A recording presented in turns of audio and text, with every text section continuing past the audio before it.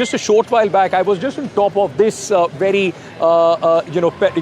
foot-over bridge. And from there I saw, because earlier there were some clashes reported between two groups, one opposing Sushila Karki as the interim chief minister, caretaker chief minister, and the other, in fact, saying that, she's experienced, unblemished record, she should possibly can take that job. But there is no consensus at this moment. What will be the shape of that government? The president has released a statement saying that they will do everything in their constitutional powers to make a way forward as far as the current situation is concerned. But talks are still on.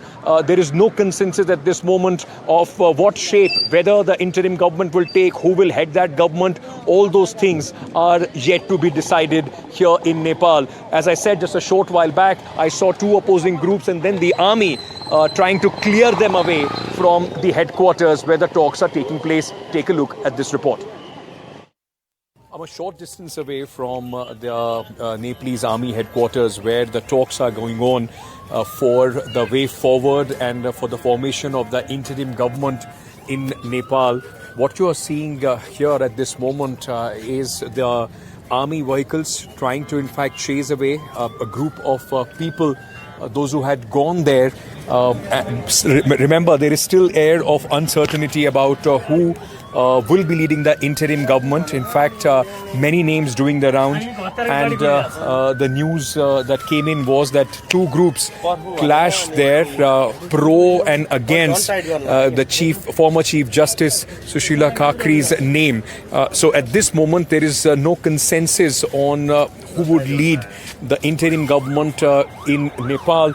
And the situation is still tense. What you see behind me is just an example of how volatile and fragile things are, where it will still take some time before there is some sort of consensus on the name of the people, those who would be heading the interim government, which will pave the way for elections and possible stability in Nepal. These visuals coming to you at this moment of the army, which has taken control of entire city of Kathmandu, asking people not to congregate here and move away after there were. All right, so there is some sloganeering once again which has started. We will have to try and figure out which group is this, who are they supporting. But the army at this moment asking them to move away from their positions. You'll see a lot of young people. This entire movement, what happened, the whole yearning for change has been led by young people. But this gives you a very clear sense of how fragile and difficult the road ahead for Nepal is going to be.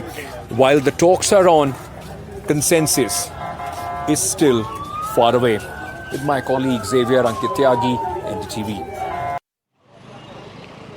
Right, so I was, this was the scene here where I'm standing just a short while back, where the army was chasing people away.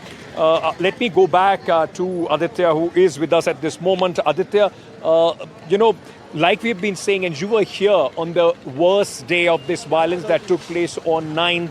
And then, of course, things since yesterday, uneasy calm, but still there hasn't been, at least in Kathmandu, hasn't been any big incident of violence since yesterday. But this is a very fragile moment and fragile peace, isn't it?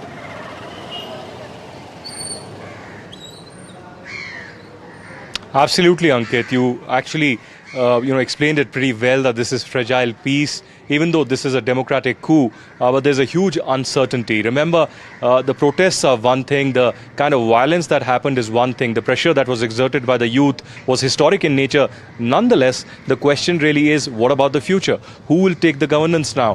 Who are the leaders who will take part in this entire process and become the interim government? Because Nepal is desperate to now have an interim government so that democracy can be restored, so that somebody is in charge of not just law and order, but of the economy, but of the daily needs of the people in the cities and the rural areas as well.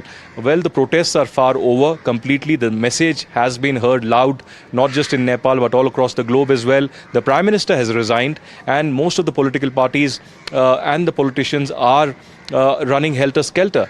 They are, in safe zones. But the question again is that how long will these parleys really continue? The negotiations that are underway between Sushila Karki, apart from that, also Nepal Army Chief Ashok Raj, and several of these student representatives. There are three different groups that we are talking about who have three different agendas.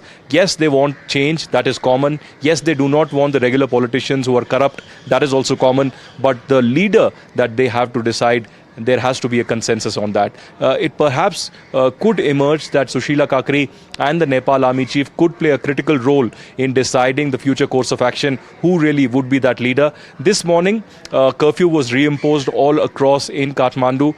This is the first day that there have been massive media restrictions also. The Nepal Army, while they are very peaceful and they have been very gentle, they are not allowing the media to venture around the army headquarters or the secretariat or the critical government infrastructure that is there. They have been manning all these areas because they have been gutted. The Supreme Court, for instance, many of the files were gutted completely out there. But the big question right now, as we have been raising here on NDTV, Ankit, is that how long will it take for the new leadership to emerge and a consensus to develop on the interim government?